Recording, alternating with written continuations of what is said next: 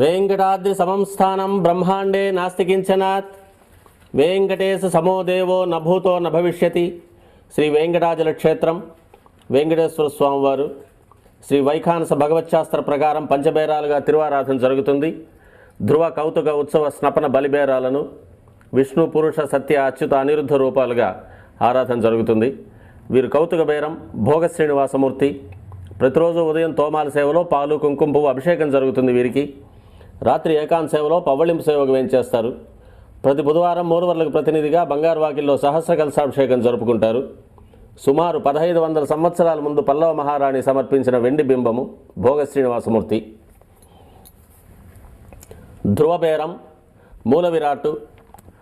వక్షస్థలంలో మహాలక్ష్మి అమ్మవారు, పద్మావతి అమ్మవారు, శ్రీవత్సం, కౌస్తుభం, ముఖమండలంలో పచ్చకర్పూర నామం, కస్తూరి తిలకం, శ్రీపాదరేణు అనే మహాప్రసాదం, నవరత్న కిరీటం, రత్నాల సుదర్శన పాంచజన్యాలు, రత్నాల కర్ణపత్రాలు, భుజములందు నవరత్నాల నాగాభరణాలు,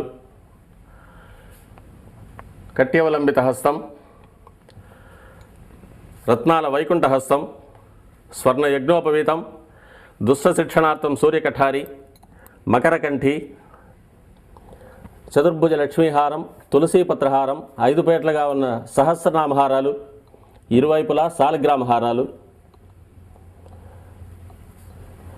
ఉగాది ఆస్థానానికి గాను స్వామివారు విశేషమైన తిరువాభరణం సమర్పణ చేసుకోనున్నారు.